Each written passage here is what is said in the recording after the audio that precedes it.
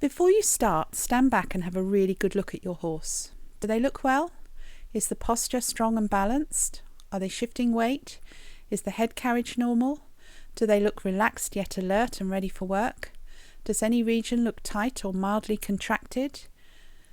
Familiarise yourself with looking at your horse all over, even if you may not quite know what you are looking for to begin with, so that at least you may feel when something is not quite right. Then turn your attention to your horse's breathing pattern. 8 to 12 breaths per minute is the norm in a relaxed horse. Note how deep or how shallow the breathing is. Take a look at the gums. They should be pale pink or salmon in appearance. Assess capillary return by gently compressing an area next to the teeth and evaluating capillary refill, which should be no more than 2 seconds in the healthy horse. In my experience, few horse owners trot their horses up regularly. Pair up with another horse owner for this and trot up for each other if you are confident that you can handle each other's horses. First walk the horse up and back, observing from in front, behind and the side. How forward going is the horse? How fluent are the steps? Is the movement transmitted fluently through the spine? Is the head carriage relaxed and following the movement? Listen to the footfall. Is it perfectly foretime? Is the horse landing more heavily on a limb? Are the shoes secure? In trot from in front, establish which limb is landing and call it out before looking at the levelness of the head for lameness. Left, left, left. You will then find it much easier to establish which is the lame limb, rather than seeing a head nod, then looking away to establish which limb is unsound. Hind limb lameness is more difficult for the untrained eye to assess, so start by looking for a generalized symmetry or asymmetry in the musculature or movement pattern at the level of the hips. Look for defects in the gait. If, for example, you find that one limb is travelling further or adducting towards the midline or is abducting away from the midline, or any of the limb joints appear to sway on contact with the ground, or foot placement and or flight arc is abnormal at shoe level, make a note of this in case you need to consult your vet. Next, have the horse turned on a tight circle, forward and fluently around, but only flex your horse to a circle that they are comfortable with. Older horses usually require a bigger circle with only 1 or 2 repetitions compared with younger horses.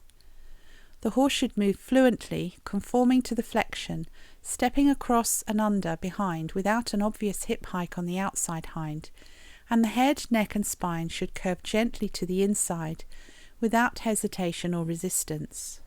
Do this in both directions, repeating the direction that the horse was initially turned in case they were unsure of what was originally required of them. If you have any suspicions about your horse's soundness that you want to assess further, it can be very useful to walk and halt them 5 or 6 times after proceeding for a couple of strides, then observing the limb position each time they halt.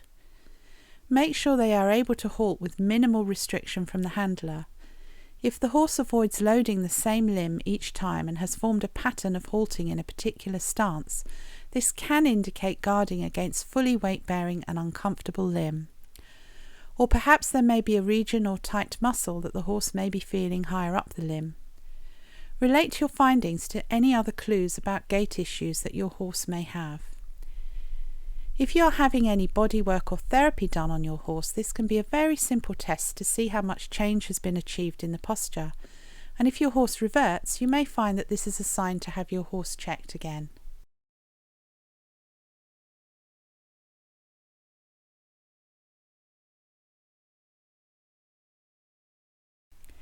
Let your hands gently conform to the individual muscles and compress them moderately, assessing the tone as you progress.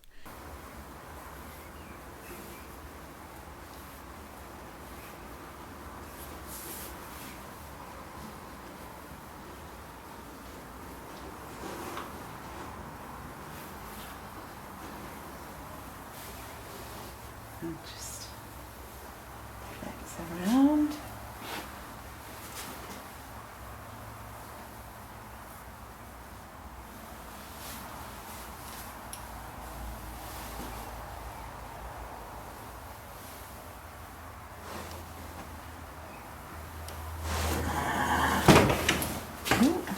Lindsay. Trying to break out.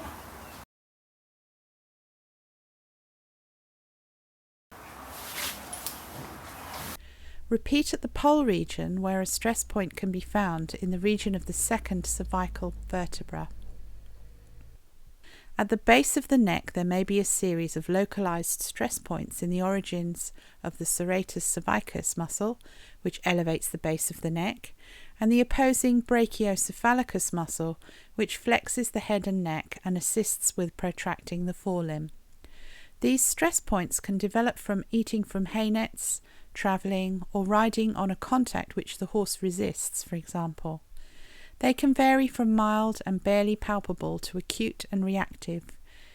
Moving on to the shoulder region, another common stress point is the origin of the long head of the triceps muscle, right in behind the middle of the caudal border of the scapula, or in other words, immediately behind the shoulder blade, where the latissimus dorsi muscle runs under the scapular region to the humerus. This stress point is usually deeper than those found on the base of the neck because the region is generally much more congested. Next, palpate the withers for a reaction to the musculotendinous junctions of the trapezius muscle. Standing on the opposite side, run your middle finger close to the tops of the dorsal spinous processes, and you will feel a mild contraction as you pass over a spasm.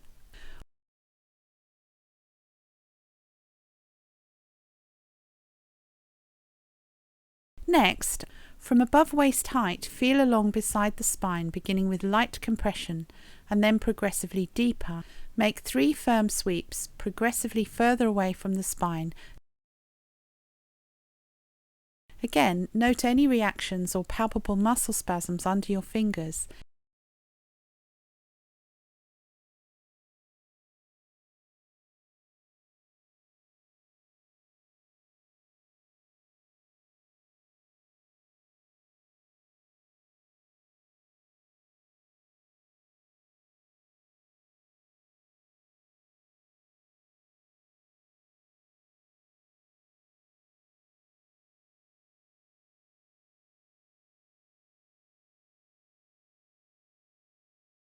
There is a common stress point against the last rib close to the rib joint, which in my experience can form a substantial reactive adhesion of the overlying fascia.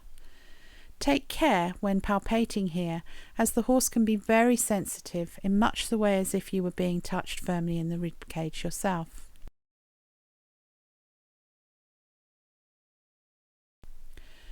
Returning to the lumbar and gluteal regions, palpate about 2 inches or 4 centimeters from the spine, getting progressively moderately deeper.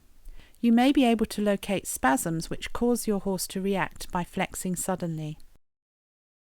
Next, palpate the hamstrings for excess tension. They should feel spongy or rubbery rather than tense and short.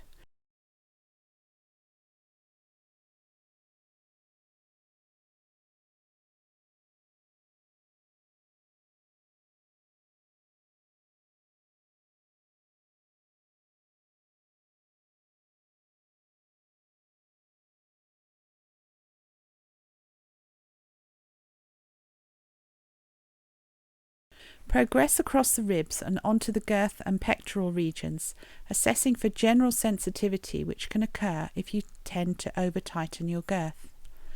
A sheepskin or neoprene style protective cover can help in those circumstances. Run your hand down each of the lower limbs to check for any signs of heat or abnormalities, and pick the foot up when you get to the hoof.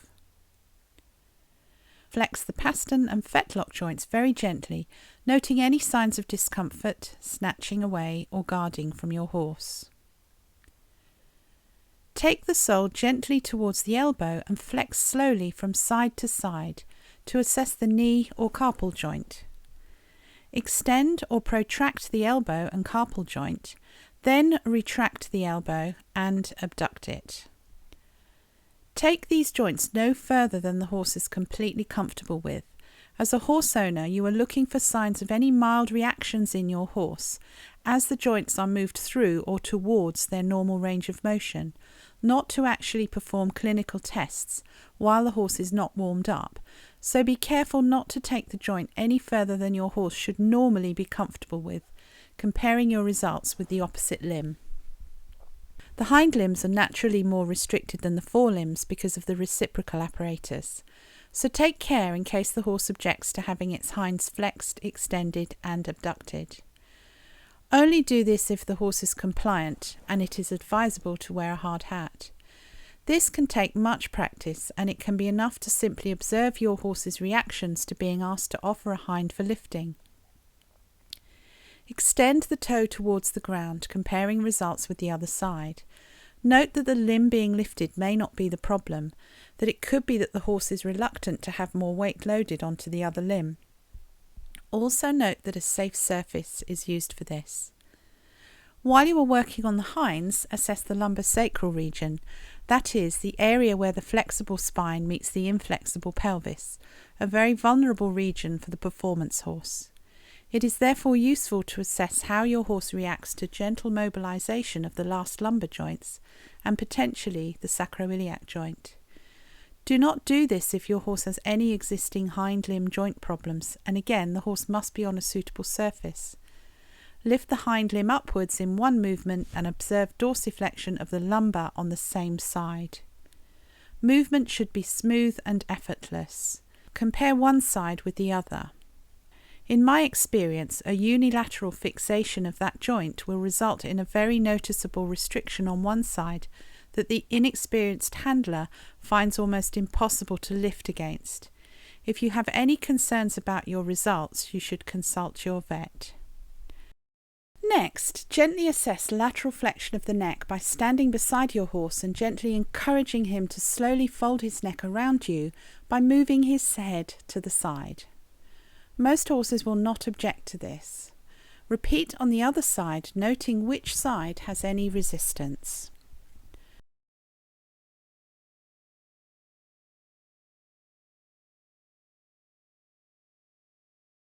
When you have done this, you can mobilize the entire back by scratching moderately deeply just above the tuber coxa and diagonally just behind the scapula, approximately where the points of the saddle tree lie. The spine should form a slight S-shaped curve from the withers to the pelvis, and this curve should be the same for both sides, although commonly it can be restricted on one side.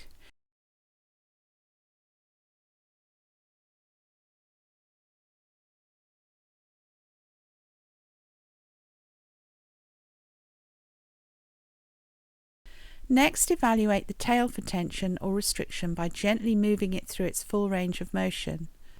Also check further down the tail for tension, which can develop due to travelling in a confined area. While in the tail region, if you fully trust your horse to be compliant with this without kicking, stand to the side and scratch about a hand's width from the tail, gently at first so as not to alarm your horse into acute dorsiflexion. Your horse should lift the back smoothly and fluently and be able to hold it for at least 10 seconds. A second attempt may induce a guarding response with the horse not lifting at all if any discomfort is likely to be caused.